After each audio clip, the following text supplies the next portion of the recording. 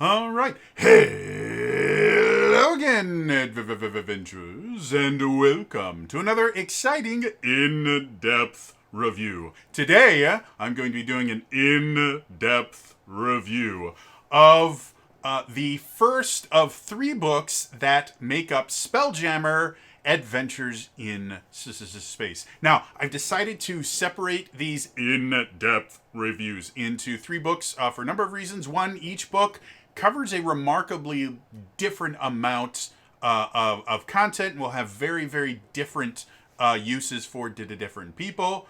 And it means that I can put out three smaller videos instead of one massive of a video, which is easier on me and hopefully easier for you to watch. So that being said, understand currently you are unable to buy the individual books separately. Aside from on D&D Beyond, you technically can buy like a single race or something like that, but there's no way to buy them individually. So when I make my recommendations about whether or not you should buy them, I'm going to be basing it on the total price of the actual combo that you get, or the collection that gives you all of them, and referencing, okay, this aspect of it is going to be, is this aspect of it worth the price plus the other stuff that comes with it. So the recommendations are going to be a little bit weird, but hey, Spelljammers is a little bit weird.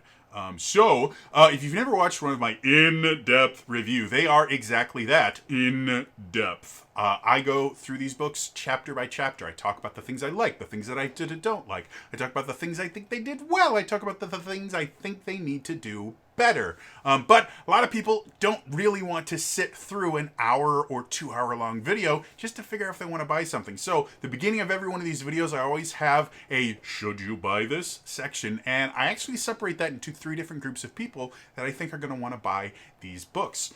The first group of people are what I call players. Players are people that are primarily going to be sitting at a D&D table and playing their own character, and that's really it. They're not really going to be doing DMing. They're really only going to be caring about what they can get to create interesting characters.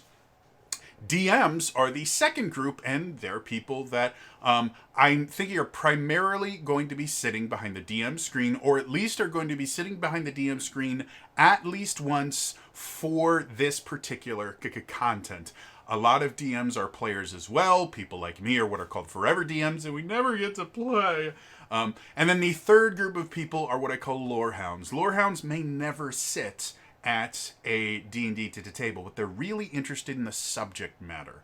They like the lore. They like the stories behind the things going on. They like, the descriptions or maybe the artwork that comes with it. So they will have a very different set of needs and wants than either players or DMs. So, should you buy this? Well, let's check it out. So the first group, should players buy this? So for the Astral Adventures Guide specifically, the three book set is kind of interesting because you have the Astral Adventures Guide, which is kind of the closest that you're going to get to a Spelljammer's campaign setting style book. It's got some character options, it's got a lot of lore and stuff like that, whereas Boo's Astral Menagerie is more closely aligned with just a monster manual, and then Light of Zarixis is an adventure that is primarily just meant to have something for players to play. So the Astro Adventures Guide is the one that is most geared towards players specifically. As far as new stuff that you get, as far as just like, going specifically into mechanics, what can I make for a character?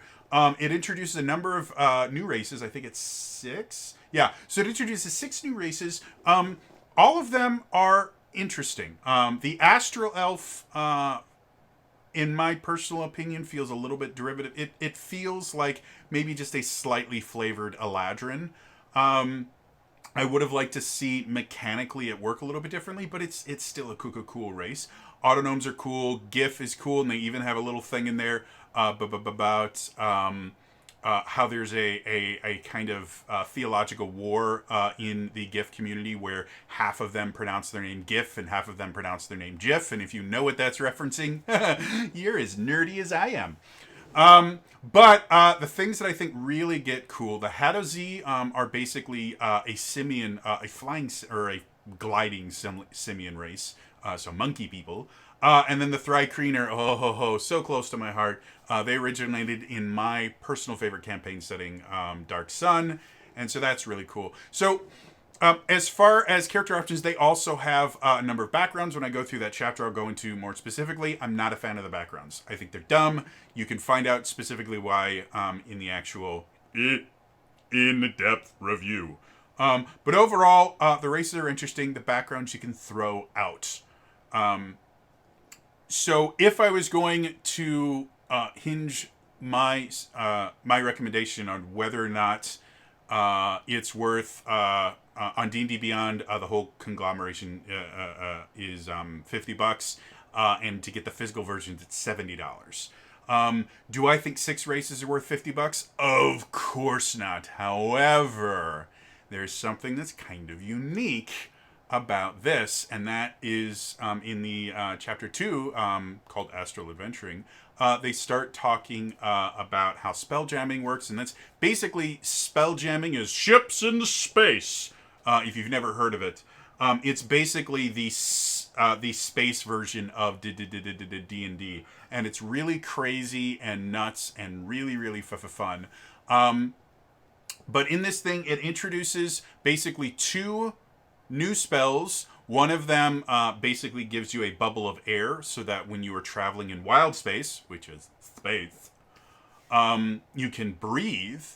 And it also has a spell that allows you to create a spelljamming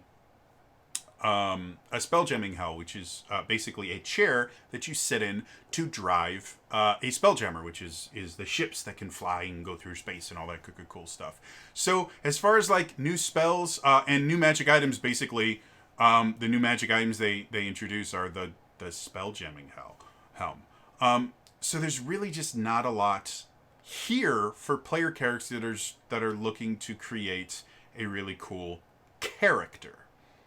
However, the last part of the chapter, there's a thing called Spelljammer vessels that shows you all these different types of Spelljammer ships and how they work. And this is something that I think a lot of people kind of undervalue, is the idea that, yes, it's really, really important for you to know how your character works.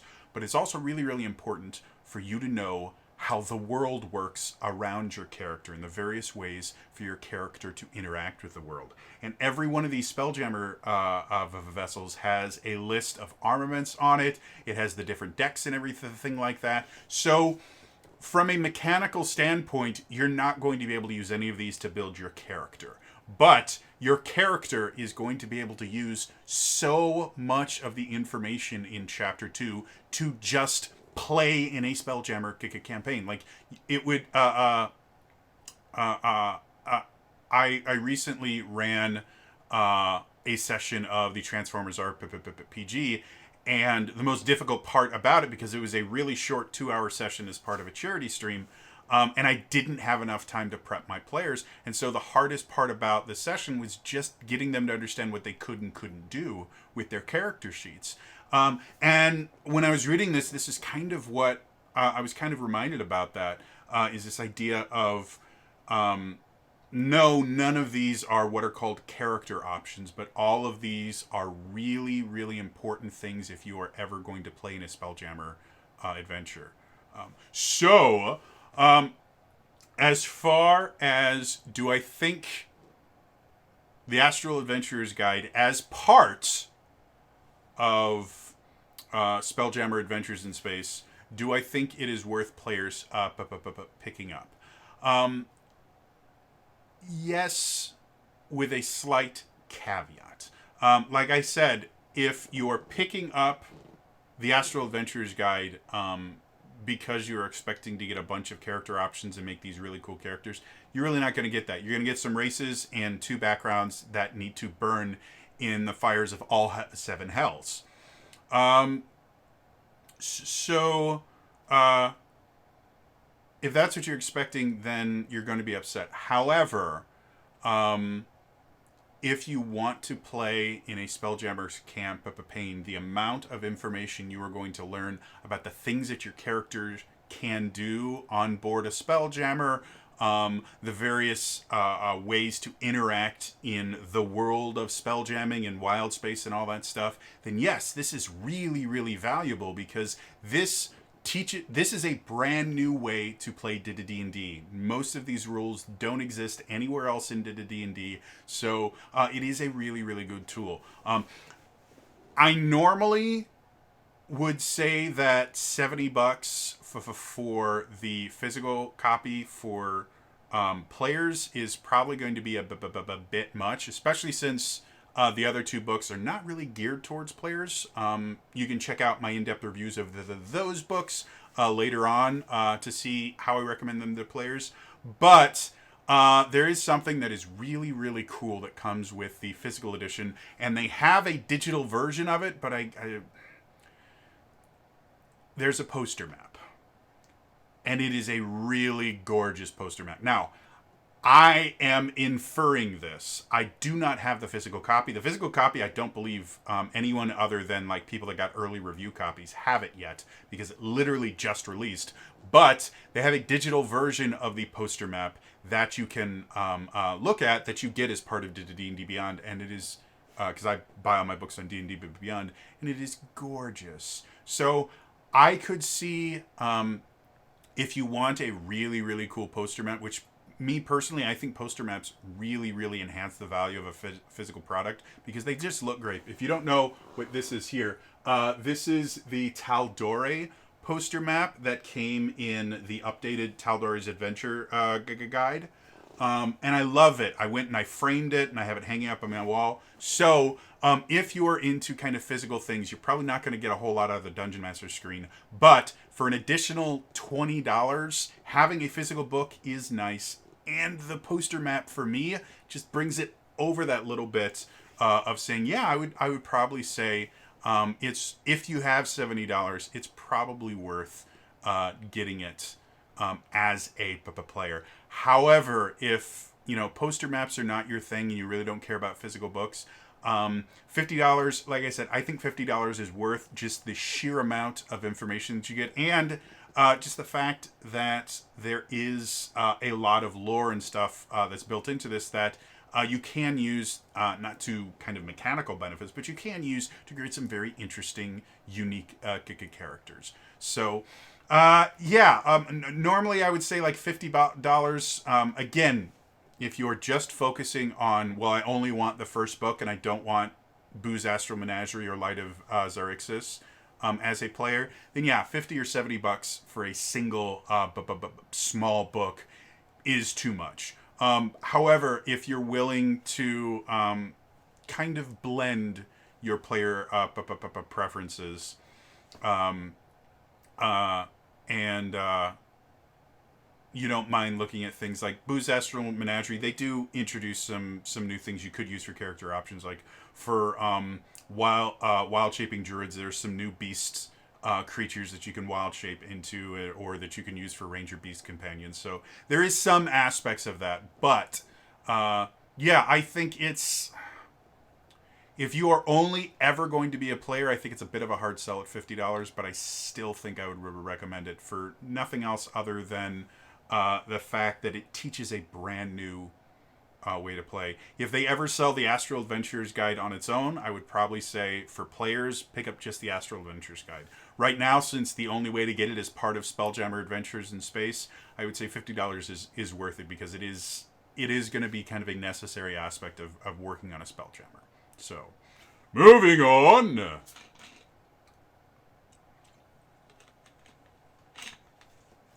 The second group, DMs.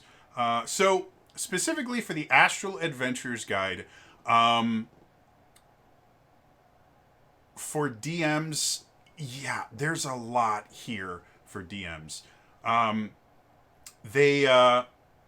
They have sections about how to create your own wild space systems and things like that so that you can create your own worlds. Or maybe you already have your own campaign setting and you would like to kind of attach it to wild space in the greater kind of D&D multiverse kind of thing. This will give you a lot of really great ideas to do that.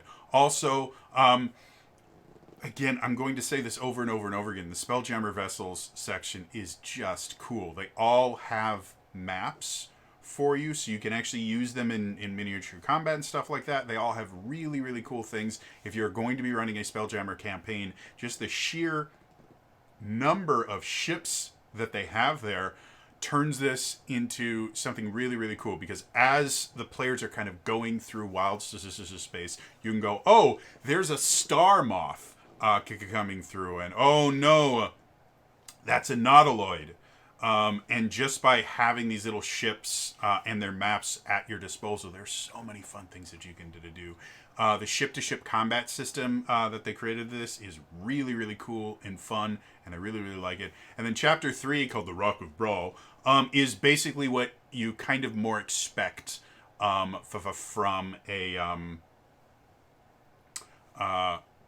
a campaign setting, where there's just a huge lore dump.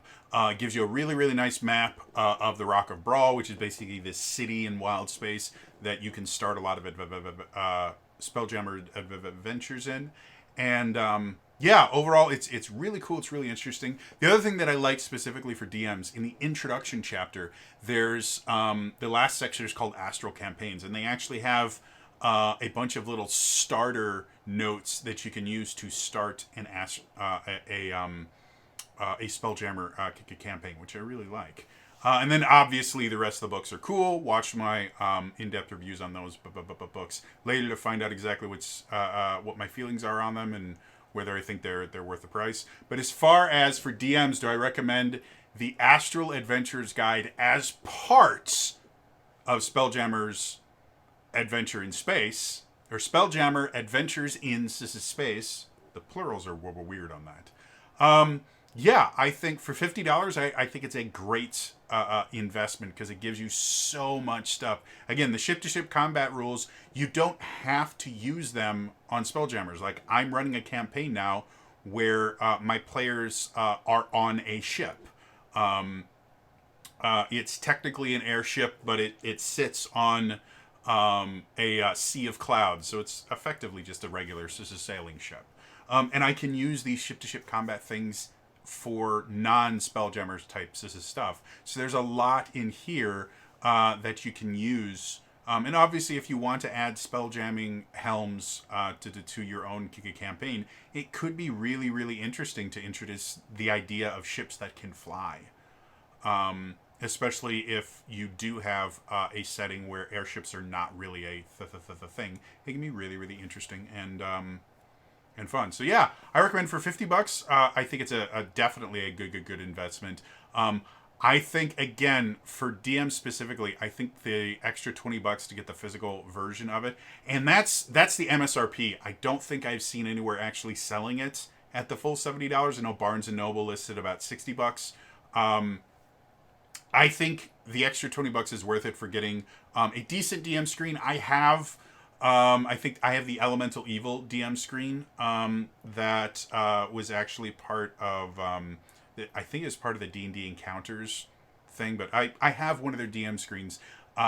They are laminated, they're laminated DM screens. They're like 10 mil lamination. If you're not familiar with lamination, 10 mil is kind of like a credit card kind of thickness. So they're decent. Or no, these actually are. They're not laminated. They're not laminated paper. They're kind of thicker paper, but they're not just pure laminate. They're decent. You know, I've used them before. They're kind of like cardboard with like a coating on the outside of them. They're decent.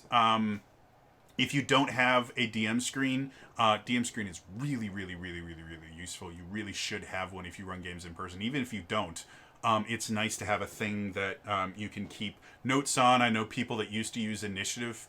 They would basically just take long pieces of paper and fold them in half and write the names of characters on them, and then would use them to track Initiative by just putting them on their DM screen. So yeah, overall, the $50 one is definitely worth it. Even just the Astral Adventures Guide of it is definitely worth it. However, I think for DMs, I would probably recommend go with the physical version. I think it's just worth more to DMs. And again, the poster map is really cool. But again, it also comes with it also comes to the DM screen, which is really, really useful. And again, a lot of people started playing during the pandemic where they were playing online and stuff like that. So I think a lot of people don't actually have DM screens, or they're using makeshift DM screens. So having an actual official DM screen is really nice. It really is. So yes, moving on.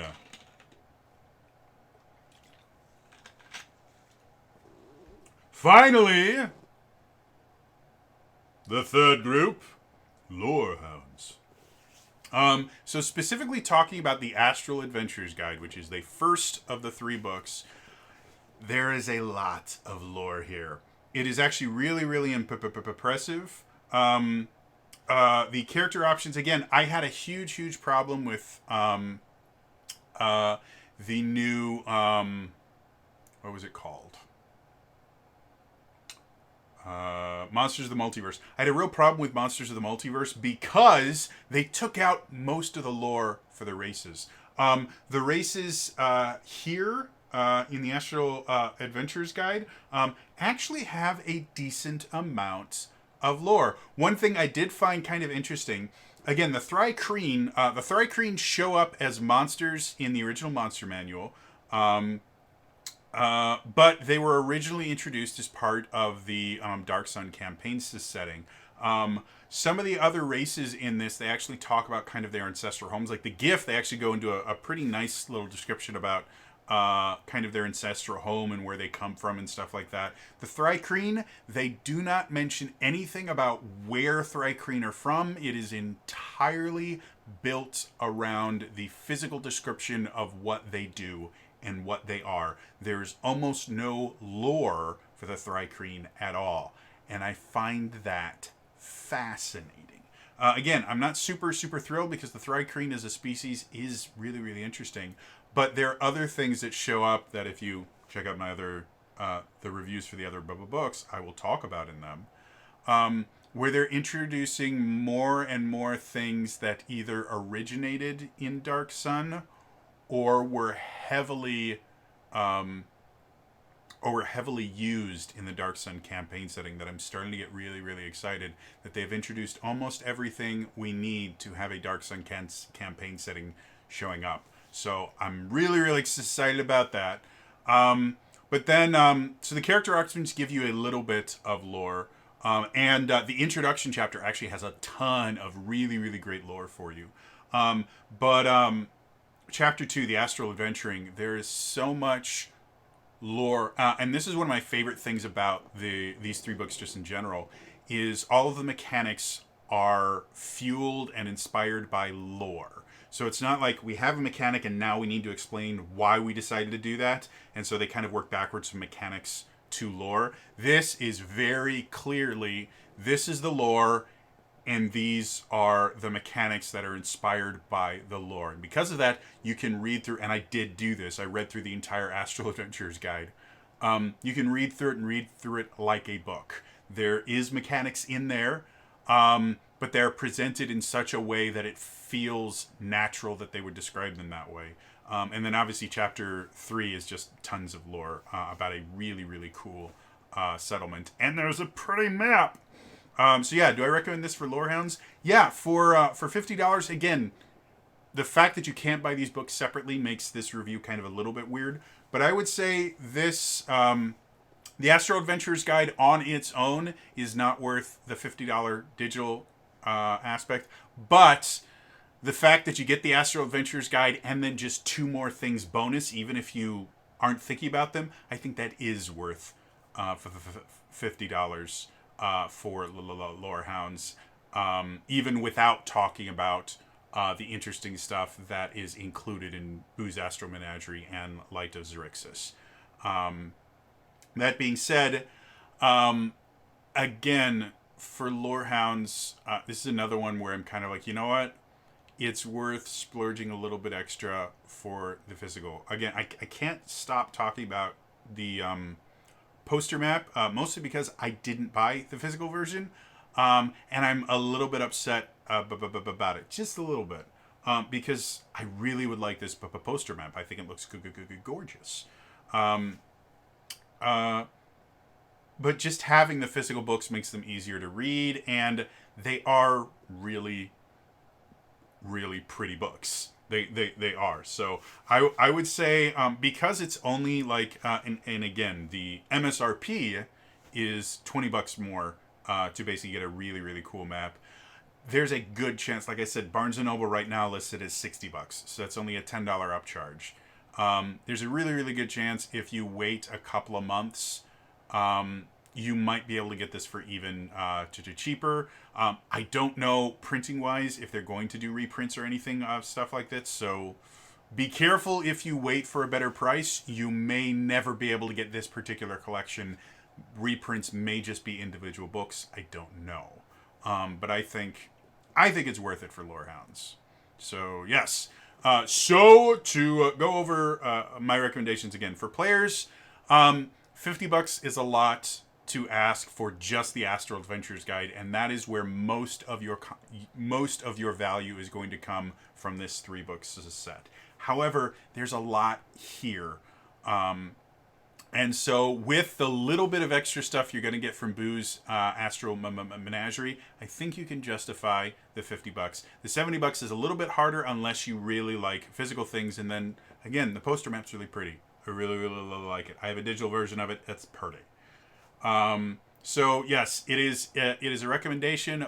But if they do ever sell the books individually in some way, you're probably going to be better off just buying the Astral Adventures Guide and then maybe piecemeal buying specific monsters from Boo's.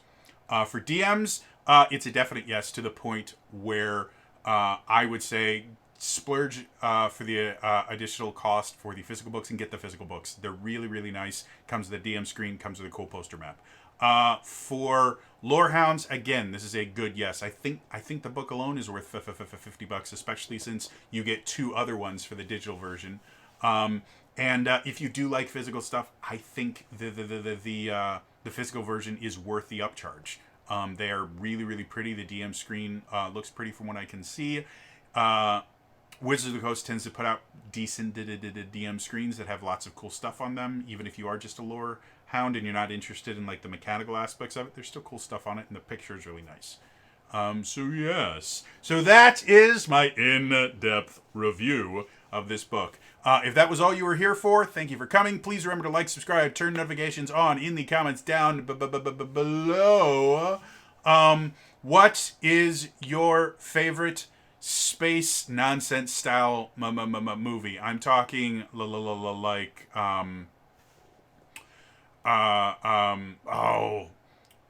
old like 50s like Flash Gordon style stuff. Let me know in the comments down below. Otherwise, let's get into the in-depth review. Now, again, my in-depth reviews are exactly that. I go chapter by chapter. I talk about things I like, the things that I don't like, the things I think they did well, the things that I think they need to stop doing. So we're going to start out with the introduction and then just go through this. So the first, well, the pre-chapter, the introduction.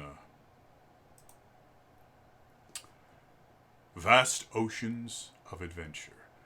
The first thing you see is this gorgeous picture of a cottage on a Kindore, which is a space whale. And it really sets the tone for the book.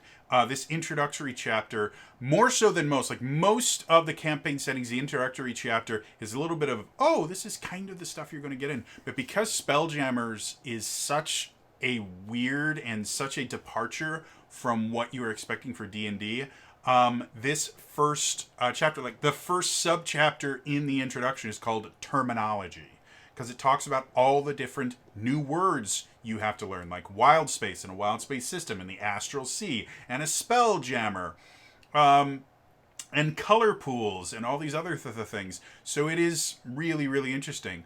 They have a using this book section, which is super, super short, succinct, and you can skip over it for the most part, because all it does is like chapter 1 contains new material for players, including 2 backgrounds that need to burn in the fires of hell and 6 race options. I may have embellished that a little bit.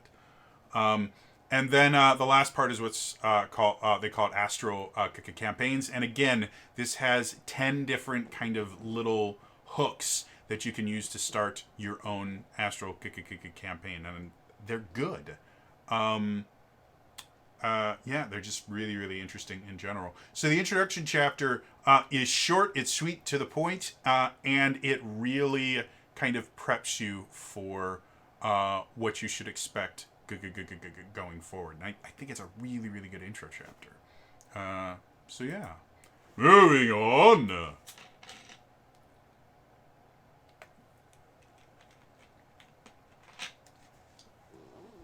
Chapter 1. Character options. As I mentioned before, these are your character options. The first things that they show up are backgrounds. They have 2 backgrounds. They're the Astral Drifter and the other Wild Spacer. Both of them need to burn in hell. The reason I say this, if you watched my Strixhaven review, I mentioned that the backgrounds in there I hate because backgrounds before Strixhaven, the way that they worked is you would get a background that was kind of cool. It would give you some skill proficiencies. It would give you a little bit of equipment.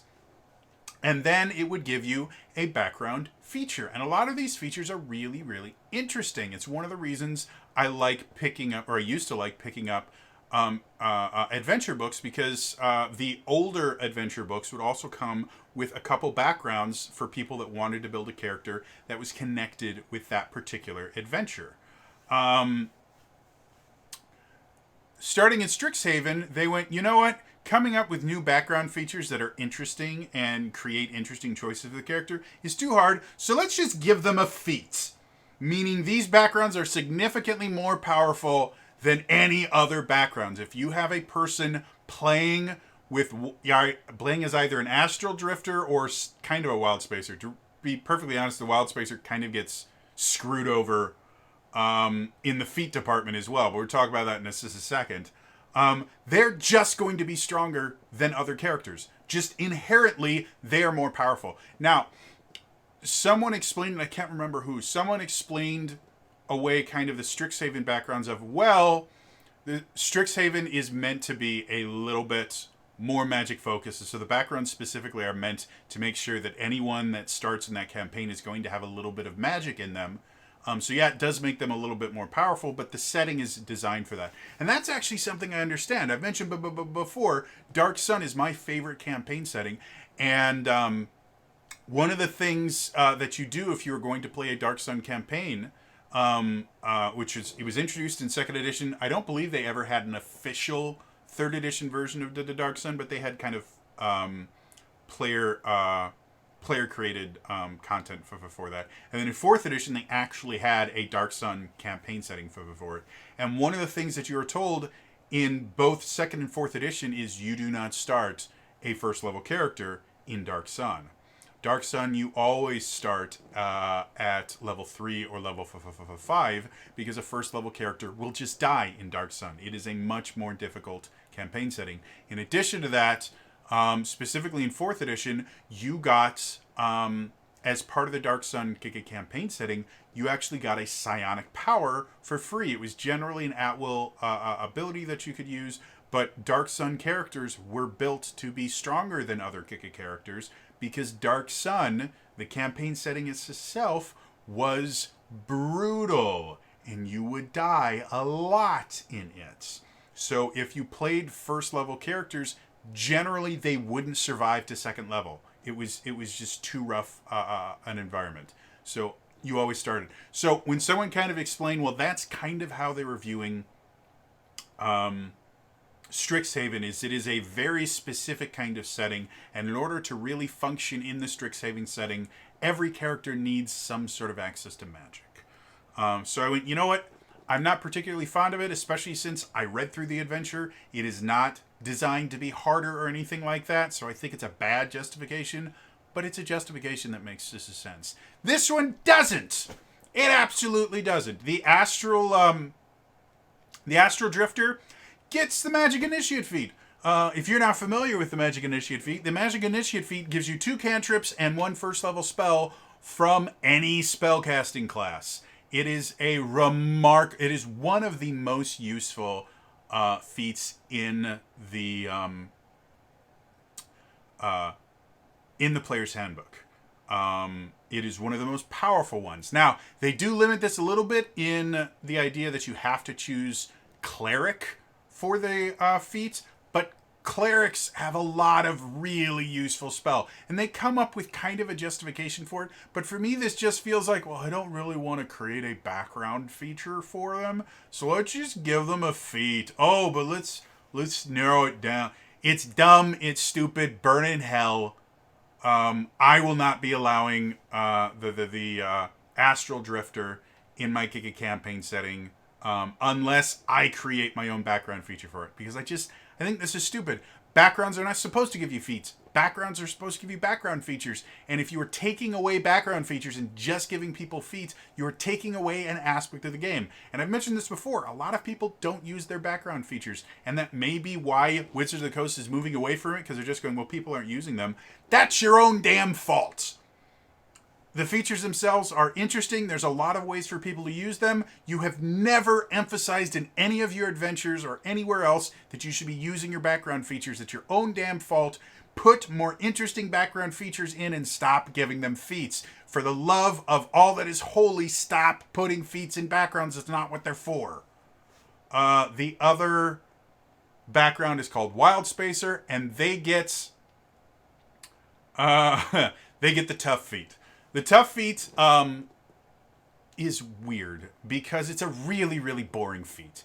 Basically, the tough feat is 2 sentences long. That is all that it is.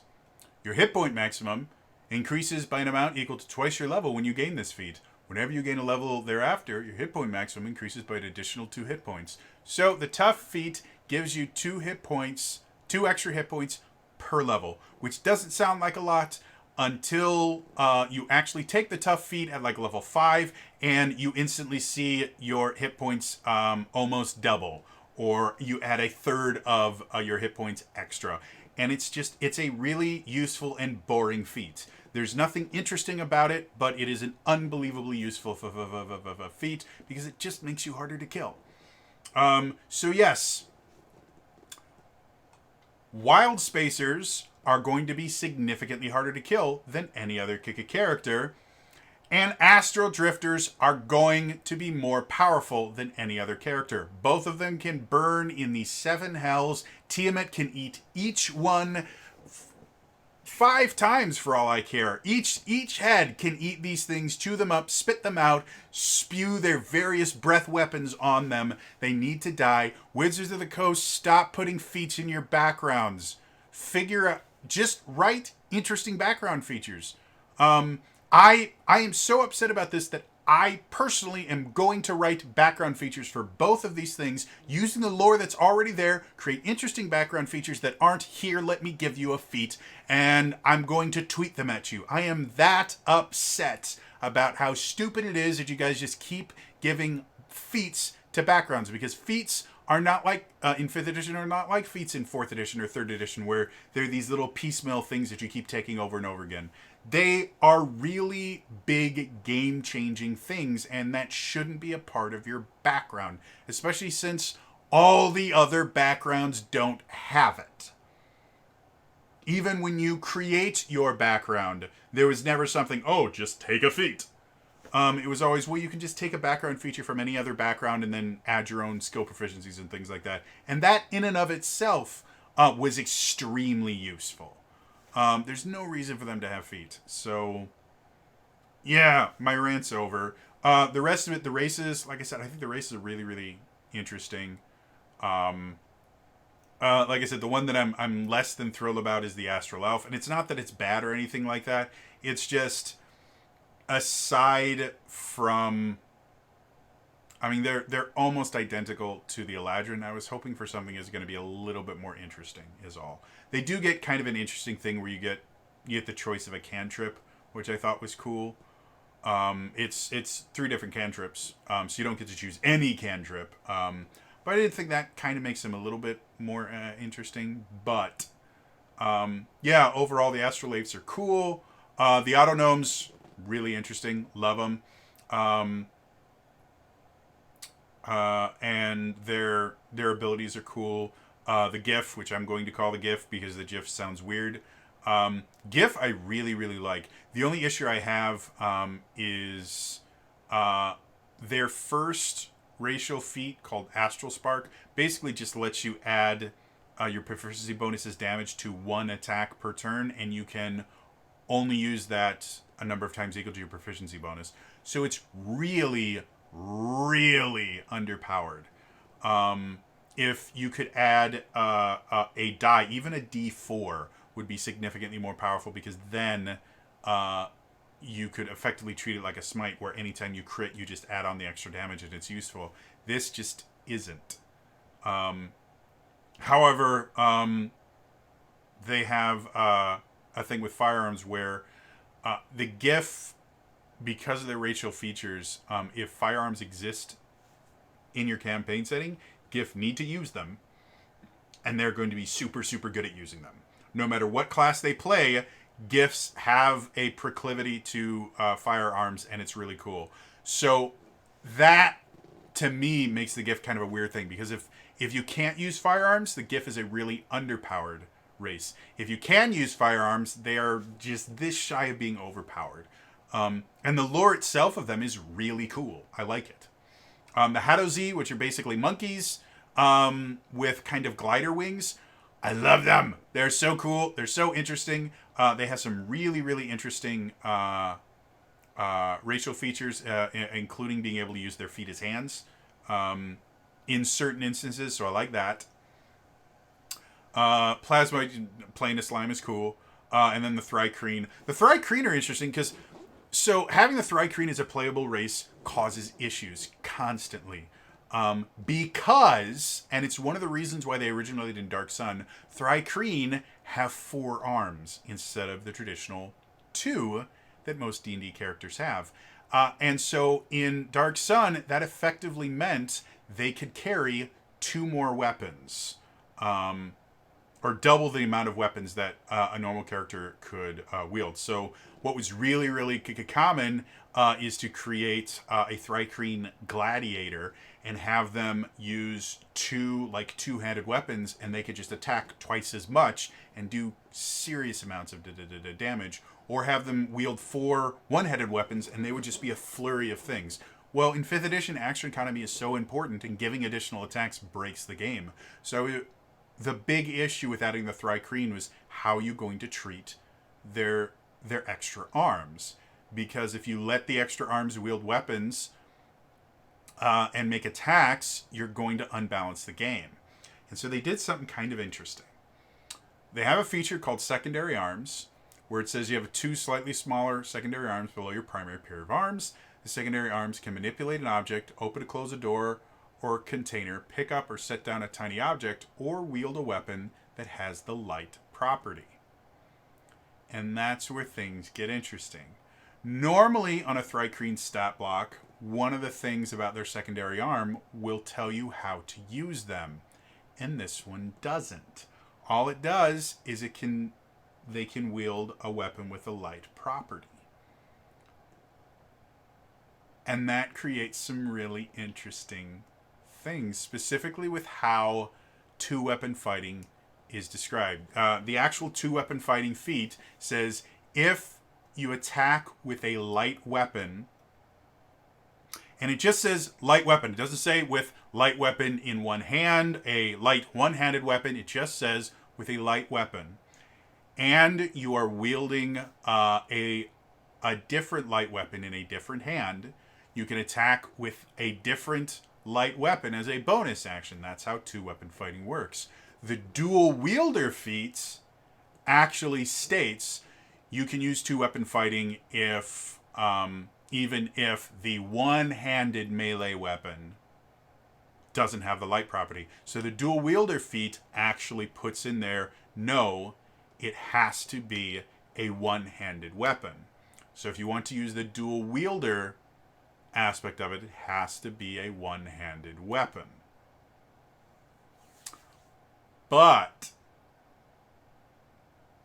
if you're not doing that, something interesting in this is you could have a shield, a scimitar, and another scimitar in one of your secondary arms, and you could effectively use two-weapon fighting and have a shield. Or you could take the dual wielder feat and have a long sword and a short sword, because again, in the secondary arm, you have to have a light weapon, and then versatilely use the long sword to get the D10 and then attack, because the longsword is a one-handed melee weapon. There's nothing in the dual wielder feat that says you can't use the versatile property or anything like that, except for the fact that you don't have enough arms, and Thri-kreen do. So I think they've come up with a really interesting way to create something that's not massively overpowered, that doesn't break the game, but does let your Thri-kreen feel very differently. And I think that's going to be really cool, especially if you start having those secondary arms carrying the things like a hand crossbow or something like that. Like you can really get some interesting stuff going there. So yeah, that is Chapter 1. Overall, like I said, other than the dumb backgrounds, Chapter 1 is pretty cool. So moving on.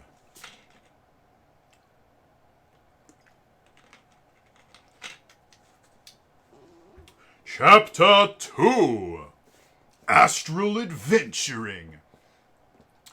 The sheer amount of gobbledygook in this that explains how things work in Spelljammers is remarkable.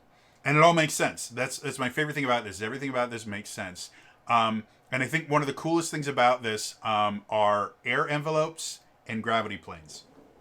Let me explain. An air envelope, if you go into wild space is a void. There's no air out there. But if you go into wild space, air goes with you. Even if you are alone, you will have this little air envelope that goes with you and has a limited amount of air based on how big you are. Bigger things have bigger air envelopes. So theoretically, getting launched out into wild space doesn't instantly, make your head explode like Total Recall or anything like that. You are constantly surrounded by an atmosphere. However, you can suffocate out there because as you use up the air, eventually it just becomes unbreathable. And they actually have rules for about how long it takes for the air to become unbreathable and things like that. And it's really interesting. But the other issue that you run into is in space, there's no up or down. There's no gravity. So how are you able to walk? Because unlike spaceships as you would normally think, like spaceships that we have, like the shuttle, where you have chairs and then you float through everything when you're weightless, these are just regular. They look like sailing ships. They're not enclosed. They're open air. So you can stand on the deck and you can look out into wild space. And the reason you can breathe is they have an air envelope. But they also have what's called a gravity plane. And it is literally that. It is a place in the ship where all gravity pulls towards. And what that means is there are some ships that are designed where the gravity plane goes to the center of the ship. So when you're on the top of the ship, you are pulled down. But you can walk off the edge and walk on the bottom of the ship and will be pulled up because the gravity plane is a flat plane that pulls people towards it. And some ships are specifically built so that like the cargo holds that are on the other side of the gravity plane are upside down. It also means if you fall off a Spelljammer, you don't just continue to fall into nothingness. As soon as you pass the gravity plane, you slow down and you start falling up. And so you will bob in the air. And they have rules for that because you eventually start bobbing towards the edge of the air envelope. And then once you go out of the air envelope, bad things happen. Like, it's such an interesting thing that is nonsense. Let's be 100% honest about this. It's absolute nonsense. But it explains things well enough that it makes sense. That these ships can exist and you can fly through space and still walk on the ship, and everything makes sense. And it adds a little bit of extra cool stuff that you can put in. You can have rooms that are upside down. The interesting thing, when a Spelljammer, the ship itself, when a Spelljammer goes like down to a planet or something, the gravity plane is overridden by the planet's gravity. Or if a Spelljammer touches another Spelljammer ship, whichever ship is bigger, their gravity plane takes over, and that's where gravity works. So if your ship is like here and that's there, and this is the bigger ship, suddenly everyone on your ship is now perpendicular to what gravity is, and they will start falling. So they have all these rules for really interesting stuff, and I love it. It's super, super cool. They talk about what it feels like to pilot a spelljamming hell. I love this. They have really, really good depictions of how air and gravity works. Like, they have pictures and everything in there. It's really, really good, cool. They have an entire section on gravity planes and how they interact, and it's really, really interesting. They have a thing about the astral plane. So the astral plane inside a crystal sphere, which they don't really talk about crystal spheres here. They talk about wild space systems. So I don't know if crystal spheres just aren't a thing anymore. That was how in Planescape and the old Spelljammers, like Faerun was inside a crystal sphere, and that's what it was. Now they call them wild space systems. So I'm not 100% certain. I think that's what the new term is. But anyway, inside a wild space system, the astral plane is another plane of existence. However, once you get outside of it, you get into what's called the astral sea, which is kind of a combination of the material plane and the astral plane at the same time. And that's where most spelljamming takes place, is in this big astral sea. And so they describe the astral plane and the astral sea and everything like that, and how different spells work and the things like that. They talk about like you can find dead gods just floating out in the astral sea, and I think that's kind of cool. There's a small little paragraph that talks about creating a wild space system that references Light of Xerxes, which is the adventure that comes with this. If you do want to create your own, they go, hey, take basically they tell you to do what I do, which is template. Look at what we've already created here and use that to influence your own creations. And then they talk about travel in the astral sea and how long things take and distances and stuff like that. Like, again, all of this stuff is just made up gobbledygook, but it's made up gobbledygook that makes sense. Like, there's an internal logic that they don't break at all in here. You never just, read something and go, oh, I guess they gave up. Yeah, I guess we're just going to have to accept that that's how that works. No, they put a lot of time and effort into making everything make sense. They even have astral fishing, and they have weightlessness and how that works. And then again, they have they introduced 2 new magic spells, Air Bubble and Create Spelljamming Helm. And then they add in 2 magic items. They have a fish suit, which is basically a scuba suit for space. And then a Spelljamming Helm. And that's it. So, like, the spells and the magic items really are nothing to write home about. They're just things that need to exist for this. But the best part of this book starts with spelljamming ships, which talks basically about like how how working on a spell jamming ship works, ship to ship combat and stuff like that. It's really interesting. Talks about crashing and all that. I really enjoy that. But the best part is spell jamming vessels. There is, all right, I'm gonna try and count all these because there's just lots of them. So 1, 2, 3, 4, 5, 6, 7, 8, 9, 10, 11, 12, 13, 14, 15. There are 16 different Spelljammer vessels.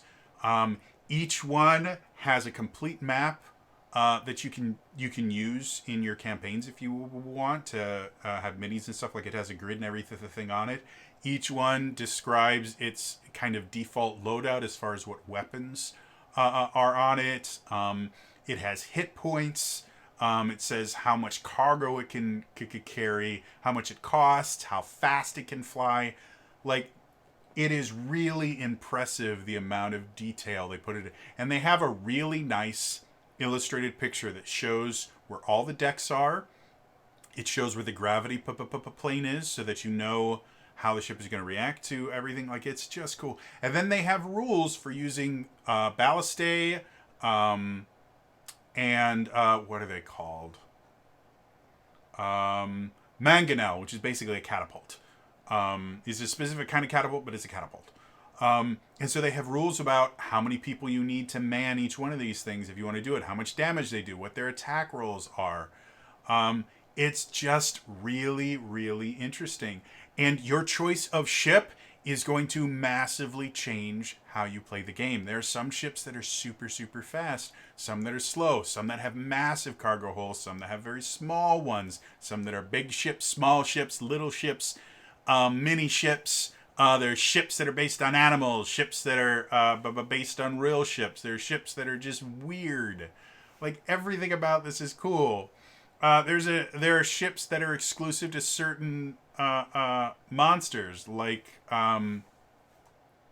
nautiloids are used by mind flayers, and they are terrifying to look at and have special things that they do. There's a ship called a night spider, which is used by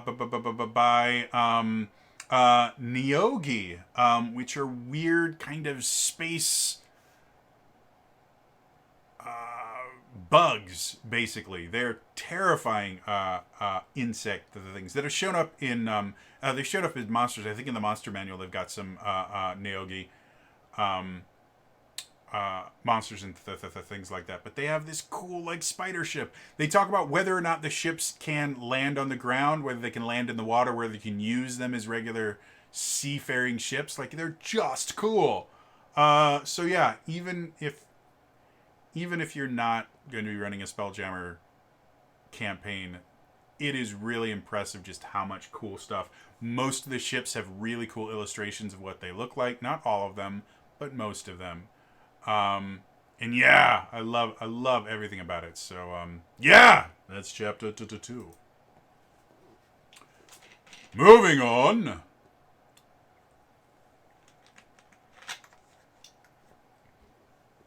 Chapter 3, The Rock of Bral. The Rock of Bral is a single city. The poster map that comes with this is a poster map of the Rock of Bral. It is a flying city in space, and because of that, it actually follows the same rules as Spelljammers. So specifically, it has a gravity plane. So the top side is where the city is. The bottom side is where the military and the prisoners work, and it's also where they grow all their food. And I love the fact that they thought about that. You get a nice little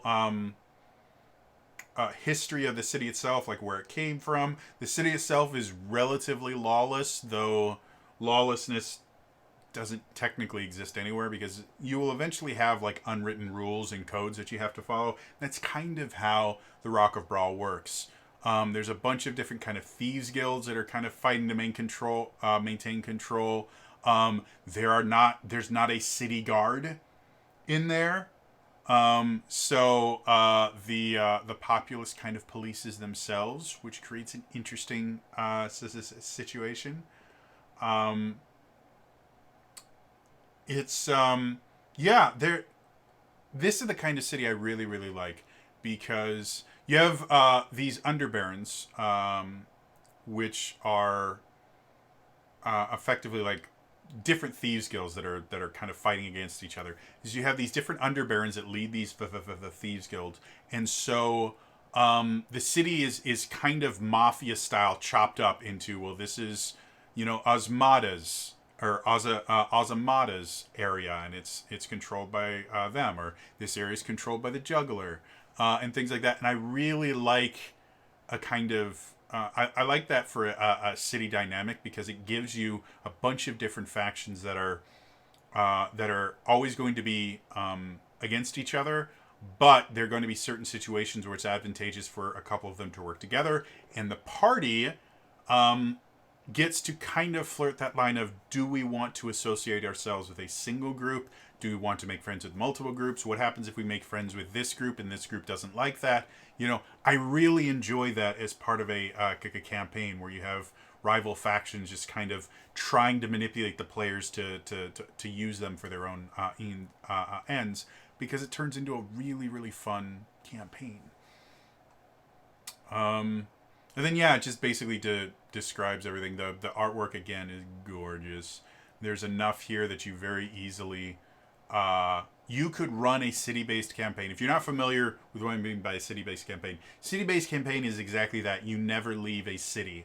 Waterdeep is kind of famous for city-based campaigns because Waterdeep sits on top of Undermountain, which is a dungeon that just goes. A lot of people don't even know how deep it is because people can't generally live long enough to get all the way to the bottom of it. But you don't go to other cities or anything. You just kind of exist there. Baldur's Gate is another one where I've seen quite a few city-based campaigns where you just stay in Baldur's Gate because there's enough kind of intrigue, and the city is large enough that you can go from being a nobody to being a really powerful group of adventurers and still have things that will challenge you in the city and will make you want to do it. The Rock of Bral, I think, is one of those things where you definitely could have a city-based campaign and have a really good time here. The one thing that I'm not particularly happy about is there is a tavern called the Happy Beholder that is owned and run by a beholder named Large Luigi, who is a lawful neutral beholder, which doesn't really exist. Beholders in general are evil. If you're not aware, the way that beholders are born is effectively a really powerful spellcaster has a nightmare. And so all of the negative aspects of that nightmare and all the negative aspects of their personality, because of their connection with the arcane, eventually manifest and coalesce into a beholder. So beholders are literally nightmares incarnate. That being said, I love the idea of a lawful neutral beholder running a tavern. And they have a great picture of Large Luigi interacting with his patrons.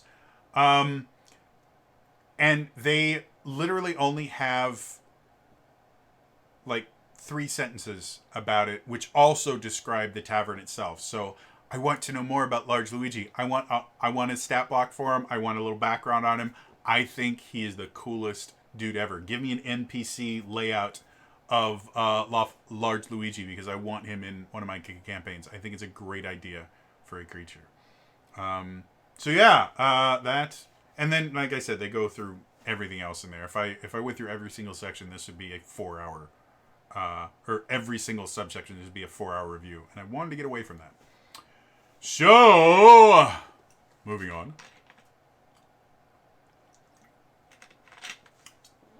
So, final thoughts. Overall, I really, really like the Astral Adventures Giga Guide as part of the 3-book series. Like I said, I'm going to do an in-depth review of each one of the books, just because it makes my life slightly easier. And the Astral Adventurer's Guide, I think, is a really nice campaign setting style book. Other than the backgrounds, which need to burn, the races are interesting. Chapter 2, where it talks about spelljamming and how all that stuff works, is really, really awesome. One of the best kind of rules supplements I think they've put out for 5th edition, because it introduces an entirely new way to play the game. And I think that's really interesting. And then chapter 3 is just a good kind of lore chapter with a lot of interesting NPCs that you'll want to add to your campaign.